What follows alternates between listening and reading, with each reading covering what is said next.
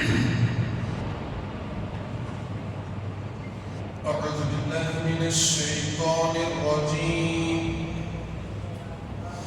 بسم الله الرحمن الرحيم.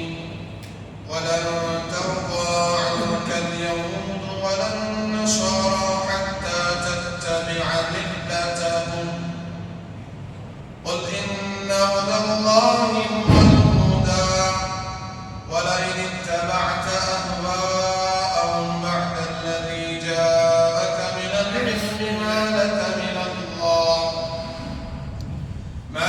من الله من ولي ولا نصير.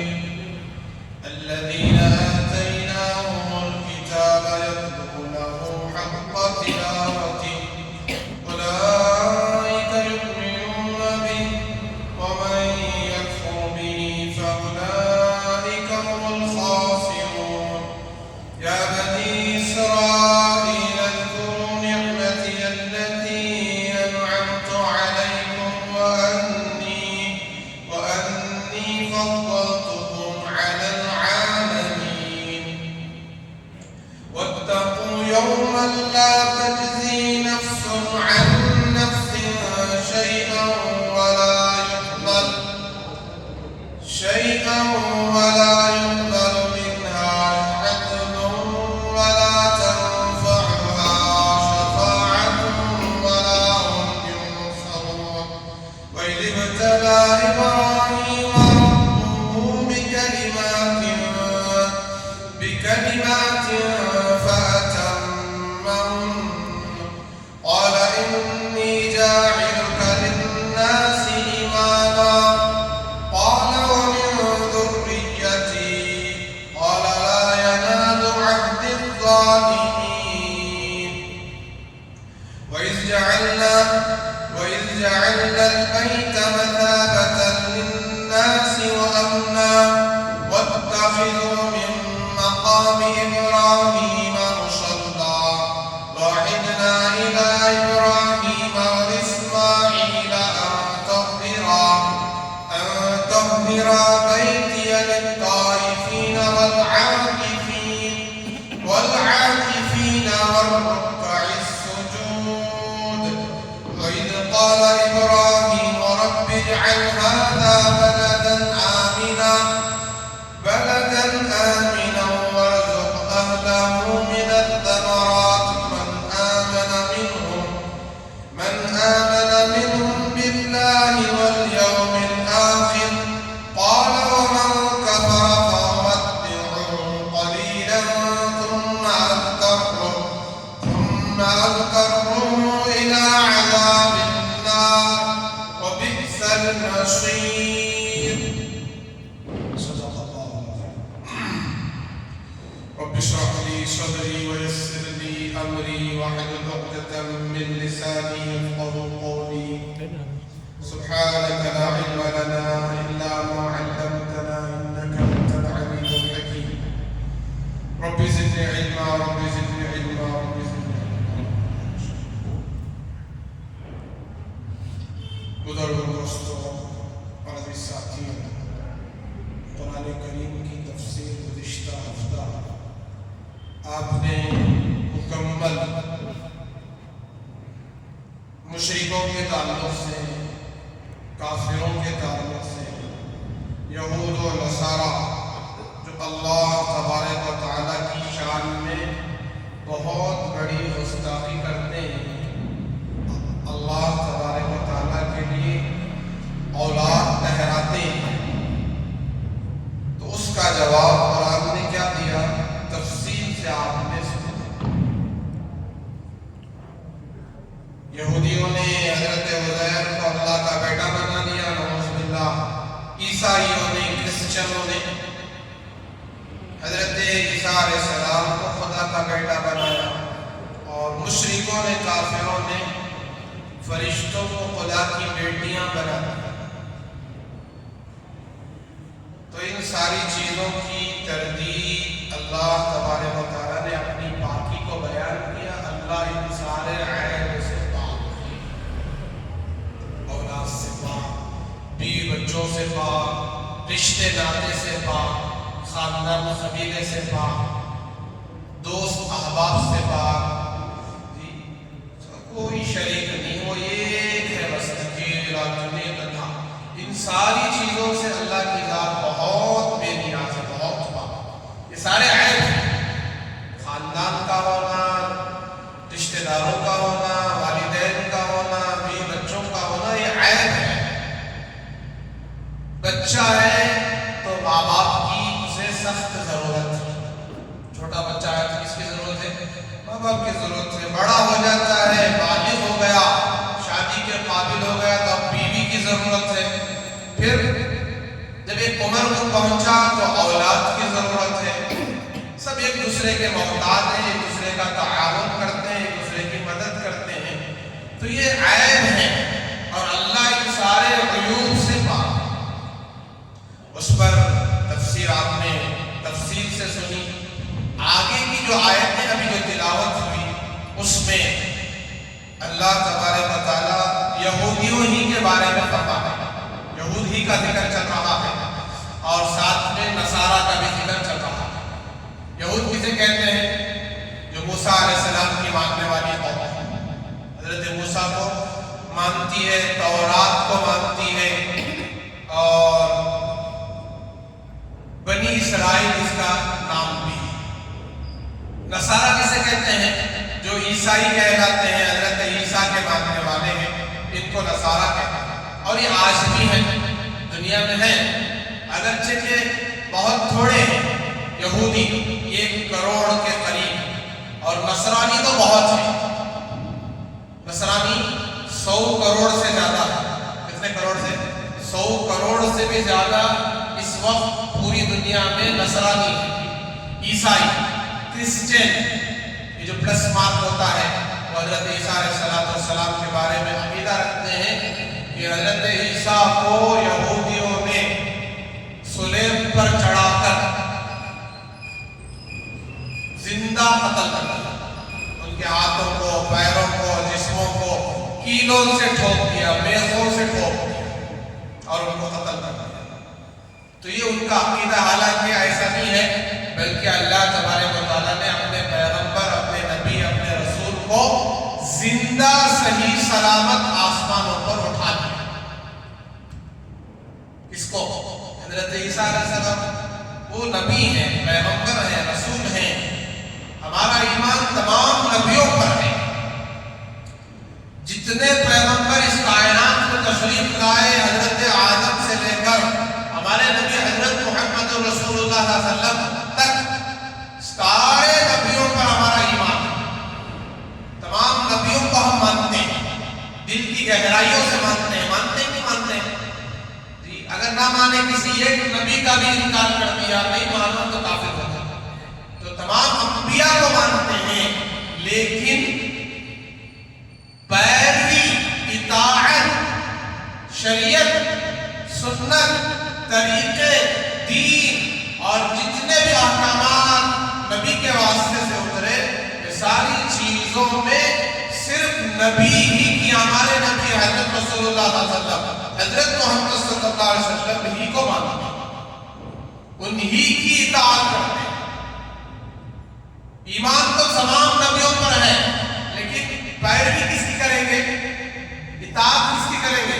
حضور کی اطاعت کریں، ہمارے رسول کی اطاعت کریں۔ کہ عیسیٰ علیہ السلام کے دور میں جو طریقے اترے، وہ تو طریقے اللہ کی طرف سے اترے تھے۔ اگر کوئی اس دور میں عیسیٰ علیہ السلام کے طریقے پر چلوں گا، ان کی سنتوں پر چلوں گا، تو اگر یہ کہتا ہے تو وہ بے ایمان ہے۔ کیوں؟ اللہ نے حکم بدل دیا، اللہ نے شریعت بدل دیا، دین بدل دیا، طریقے بدل دیے۔ اس پر حضرت محمد صلی اللہ علیہ وسلم پر طریقے بدل دیے۔ اب جو حضور کے طریقے ہیں وہ قیامت کی صبح تک رہیں گے۔ کب تک رہیں گے؟ قیامت کی صبح تک رہیں گے۔ اب نہ عیسیٰ علیہ السلام کا دین چلے گا، نہ موسیٰ علیہ السلام پر اترا ہوا دین چلے گا، نہ داؤد علیہ السلام پر اترا ہوا دین چلے گا۔ اب تو قیامت کی صبح تک حضرت محمد صلی اللہ علیہ وسلم والا دین چلے گا، آپ والے طریقے چلے گا۔ تو یہ اب ان آیتوں میں اسی کو ذکر کیا جا رہا ہے وَلَن تَرْضَىٰ عَنكَ الْيَهُودُ وَلَا النَّصَارَىٰ حَتَّىٰ تَتَّبِعَ مِلَّتَهُمْ۔ پورے یہودیوں کے بارے میں یہ بات کہی جا رہی ہے، لیکن کچھ یہودیوں کو نکال کر، کچھ نصارہ کو نکال کر۔ کیوں کچھ نکال دیا؟ اب دیکھیں ترجمہ پہلے دیتے ہیں۔ اے نبی جی، اے محمد صلی اللہ علیہ وسلم، وَلَن تَرْضَىٰ عَنكَ الْيَهُودُ، یہ یہودی آپ سے کبھی بھی راضی نہیں ہوں گے، راضی نہیں ہوں گے، آپ سے خوش نہیں ہوں گے، آپ کے دین کو قبول نہیں کریں گے۔ وَلَن نَّصَارَىٰ، ایسے ہی نصرانی بھی، عیسائی، تو دونوں کا ذکر آ گیا۔ یہودیوں کے بارے میں بھی بیان ہوا، نصرانیوں کے بارے میں بھی بیان ہوا۔ حَتَّىٰ تَتَّبِعَ مِلَّتَهُمْ، ایک شرط پر آپ کی بات مانیں، اور یہودی بھی نصرانی بھی۔ وہ کیا شرط ہے؟ فرمایا آپ اگر ان کے مذہب میں داخل ہو جاتے ہیں، آپ ان کے مذہب کو مان لیتے ہیں اور ان کے مذہب کو اختیار کر لیتے ہیں، آپ جب تک یہودی نہیں بنیں گے اس وقت تک اے محمد صلی اللہ علیہ وسلم آپ کو یہودی نہیں مانیں گے۔ سمجھ میں آ رہی بات؟ اے محمد صلی اللہ علیہ وسلم، جب تک آپ نصرانی نہیں بن جائیں گے، عیسائی نہیں بن جائیں گے، اس وقت تک وہ آپ کو نہیں مانیں گے۔ تو حضور کو پہلے نعوذ باللہ یہودی بننا پڑے گا، اس کے بعد یہ حضور کی بات مانیں گے۔ پہلے نصرانی بننا پڑے گا، اس کے بعد کس کی بات مانیں گے؟ نبی کی بات مانیں گے، محمد صلی اللہ علیہ وسلم کی بات مانیں گے۔ اور یہ تو جی ان کی خواہش، ان کی یہودیوں کی، نصرانیوں کی، اور ان کے اندر کا غرور ہے، تکبر ہے، گھمنڈ ہے۔ کیسے جی راضی ہوں گے؟ جب تک یہ یہودی نہیں بنیں گے اس وقت تک راضی نہیں ہوں گے، جب تک یہ نصرانی نہیں بنیں گے اس وقت تک راضی نہیں ہوں گے۔ حالانکہ خود انہی کی کتابوں، اب سمجھو بات، خود انہی کی کتابوں میں بات لکھی ہوئی ہے کہ نبوت کا، انبیاء کا، پیغمبروں کا سلسلہ چلتا رہے گا، چلتا رہے گا، چلتا رہے گا، لیکن ایک نبی کا اقتدار تمام نبیوں کو ہے، ساری دنیا کو ہے، ساری کائنات کو ہے۔ اس نبی کا نام محمد ہے، اس نبی کا نام احمد ہے۔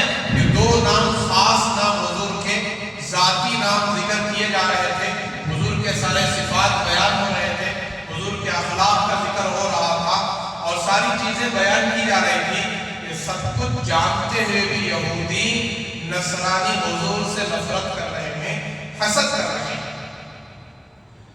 اور امام الانبیاء کا انتظار پوری کائنات کو ہے، حضور جب آ جائے تو کسی اور نبی کا دین نہیں چلے گا، وہ دین آسمانوں پر اٹھا لیا جائے گا، منسوخ۔ وہ دین ہے نا، اب ریجیکٹ ہو گیا۔ کیا ہو گیا؟ ریجیکٹ ہو گیا، اب نہیں چلے گا، یا ڈیلیٹ ہو گیا۔ کیا ہو گیا؟ یا تو ریجیکٹ سمجھو یا تو ڈیلیٹ سمجھو، آل ڈیلیٹ۔ اب حضور پر جو دین اترے گا وہ اصل دین ہے۔ کبھی طریقے موسیٰ علیہ السلام کے شریعت میں اتنے سخت اترے تھے، وہ طریقے بدل کر عیسیٰ علیہ السلام کی شریعت میں آسانیوں میں تبدیل ہو گئے۔ میں نے عرض کیا تھا بہت پہلے کہ کپڑا، یہاں اگر گندگی لگ جاتی تھی، کوئی بھی گندگی ناپاک تھی موسیٰ علیہ السلام کی شریعت میں، تو اس کپڑے کو پانی سے 3 بار، 7 بار، 11 بار، 100 بار دھونے سے بھی پاک نہیں ہوتا۔ دھونا تو ہے، یا تو دھو یا تو نہ دھو، وہ مسئلہ نہیں ہے۔ پاک کب سمجھا جائے گا؟ جتنا کپڑے پر گندگی لگی اتنا کپڑا قطر کر پھینکنا چاہیے۔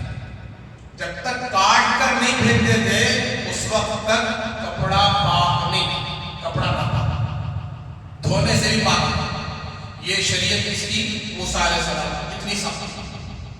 حضرت عیسیٰ علیہ السلام کی شریعت آئی تو ان کے لیے کوئی سختی نہیں، آسانیاں، اتنی آسانیاں کہ آدمی ناپاک ہو گیا۔ کیا ہو گیا؟ ناپاک ہو گیا، غسل واجب ہو گیا جیسے ہمارے شریعت میں۔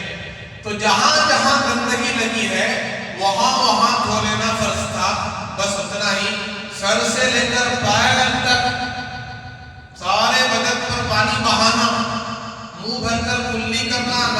پانی ڈالنا یہ عیسیٰ علیہ السلام کی شریعت میں فرض نہیں تھا.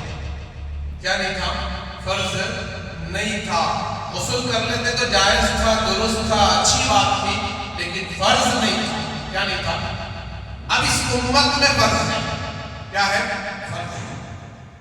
ان کی شریعت میں خنزیر کا گوشت کھانا حلال، برے جانور کا، ناپاک جانور کا، اس کا گوشت کھانا کیا تھا؟ ان کے لیے حلال. کن کے لیے؟ عیسیٰ علیہ السلام کی قوم کے لیے، نبی کے لیے نہیں. ہاں، یہ نہ سمجھے کہ نبی کے لیے بھی جائز تھا. حضرت عیسیٰ علیہ السلام تو اس سے بچے ہوئے تھے، قوم کے لیے جائز تھا. لیکن اس امت میں قیامت کی صبح تک خنزیر کا گوشت حرام ہے، ناجائز ہے، اس کا روا نہ. اب دیکھیے آگے کہا قُلْ إِنَّ هُدَى اللَّهِ هُوَ الْهُدَىٰ وَلَئِنِ اتَّبَعْتَ أَهْوَاءَهُمْ بَعْدَ الَّذِي جَاءَكَ مِنَ الْعِلْمِ. اے نبی جی آپ کہہ دیجئے کہ اللہ تبارک و تعالیٰ نے ہدایت کو اتارا ہے. کس کو اتارا ہے؟ ہدایت کو دنیا میں اتارا ہے، وہ آپ پر اتارا ہے.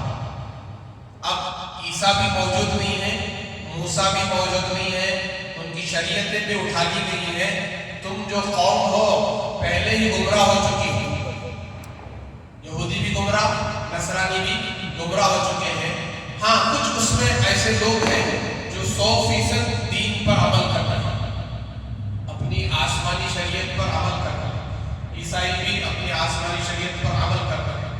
اب خود اللہ تبارک و تعالیٰ حکم دے رہے ہیں اب اس شریعت کو چھوڑ دو. اب تک جو عمل کر رہے تھے نا، اس کا کیا؟ اس کا ثواب لکھا گیا ہے، اس کا ثواب ملے گا. آئندہ کے لیے قیامت کی صبح تک اب حضور پاک صلی اللہ علیہ وسلم، حضرت محمد صلی اللہ علیہ وسلم کی شریعت چلے گی. اس پر عمل کرو تمہیں ڈبل ثواب ملے گا. اللہ اب تک جو شریعت پر عمل کرے نا، عیسائی، کرسچن، حضور کے آنے سے پہلے، حضور کی نبوت سے پہلے، حضور کے اعلان سے پہلے جتنے بھی فالوورز تھے شریعت کے، ان سب کو ثواب ملا نہیں ملا؟ بولو بھائی، ثواب ملا. لیکن اب نہیں ملے گا. اب ثواب ملنا ہے، تمہارا ایمان صحیح ہونا ہے، دین صحیح ہونا ہے، تو کیا کرنا پڑے گا؟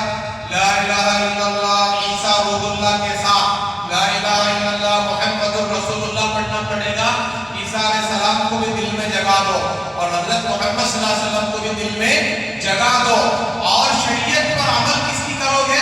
حضور صلی اللہ علیہ وسلم، محمد صلی اللہ علیہ وسلم کی شریعت پر عمل کرو گے.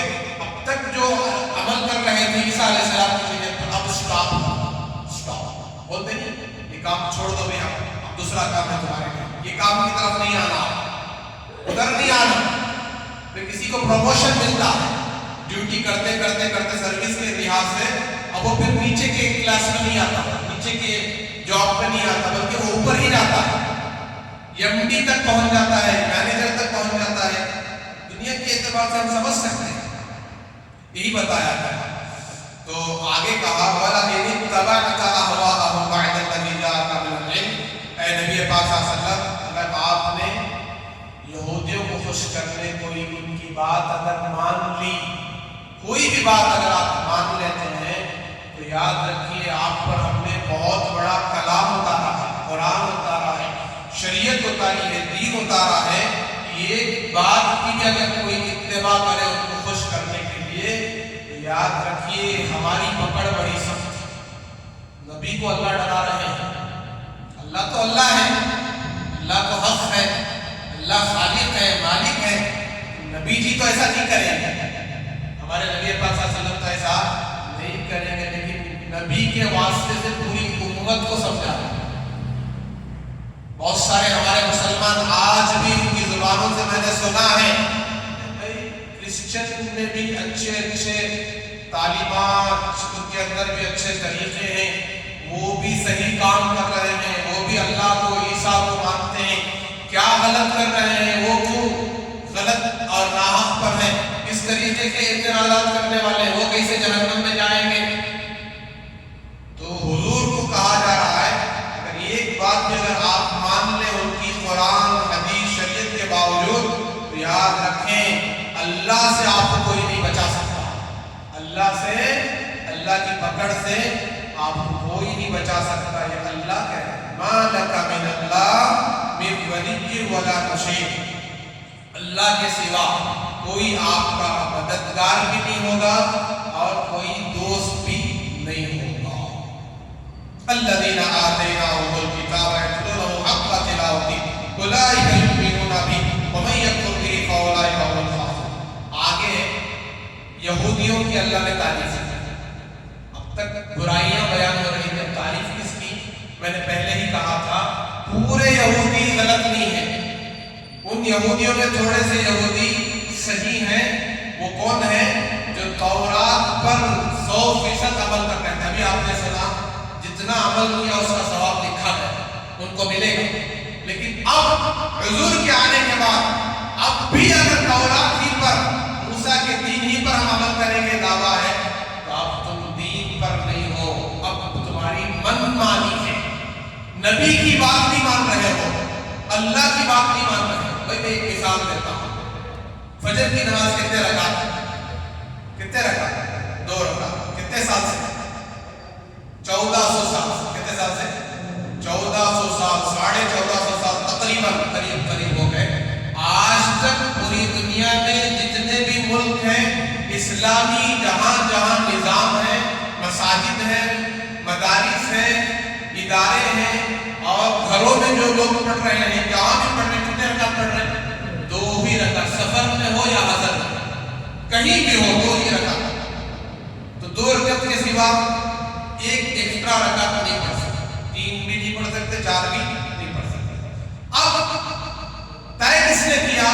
حضرت محمد صلی اللہ علیہ وسلم نے اللہ کی طرف سے طے ہوا. میں آپ سے یہ کہوں، یہ بات تو ہونے والی نہیں ہے. مثال کے طور پر خود اللہ تبارک و تعالیٰ یہ فیصلہ کر دیں کہ آج سے یعنی کل صبح سے فجر کی 2 رکعت نہیں 4 رکعت. کتنے رکعت؟ 4 رکعت. 2 نہیں 3 رکعت. 2 نہیں صرف 1 پڑھنا ہے. تو کتنے پڑھیں گے؟ اللہ بولتے تو کتنے پڑھیں گے؟ جتنے بولیں گے اتنے پڑھیں گے. 1 بولے تو 1 پڑھیں گے، 3 بولے تو 3، 4 بولے تو 4. اب وہی اللہ فرماتے ہیں اب تورات پر عمل نہیں کرنا، انجیل پر عمل نہیں کرنا، عیسائی مذہب پر عمل نہیں کرنا، موسوی مذہب پر عمل نہیں کرنا. اب ایک ہی مذہب ہے، مذہب محمدی. حضرت محمد صلی اللہ علیہ وسلم کا مذہب، حضور کا دین جو اللہ نے اتارا ہے، اس دین پر عمل کرنا ہے. تو جو 100% تورات پر عمل کر رہے تھے، انہوں نے حضور کے صفات کو جانا تھا، مانا تھا، اقرار کیا تھا. تو جیسے ہی حضور نے دعوت پیش کی، کلمہ پیش کیا، شریعت پیش کی، تو ان سب نے یہودیت کو چھوڑ کر کہا لا الہ الا اللہ محمد رسول اللہ. ان کی اللہ نے تعریف. سمجھ میں آیا؟ الذین آتیناہم الکتاب، جن کو کتاب دی گئی تھی، وہ کتاب کی تلاوت کا حق ادا کرتے ہیں. یہ سب ایمان والے ہیں. اور آگے کہا جنہوں نے حضرت محمد صلی اللہ علیہ وسلم کے آنے کے بعد بھی حضور کی اطاعت نہیں کی، قرآن کی بات نہیں مانی، شریعت کی بات نہیں مانی، وہ کافر ہو گئے. جو کافر ہو گئے ان کو بہت بڑا نقصان اٹھانا پڑے گا. فاولئک هم الخاسرون. آگے کہا 2-4 منٹ دیکھ لیں. یا بنی اسرائیل اذکروا نعمتی التي انعمت علیکم وانی فضلتکم علی العالمین. اے بنی اسرائیل.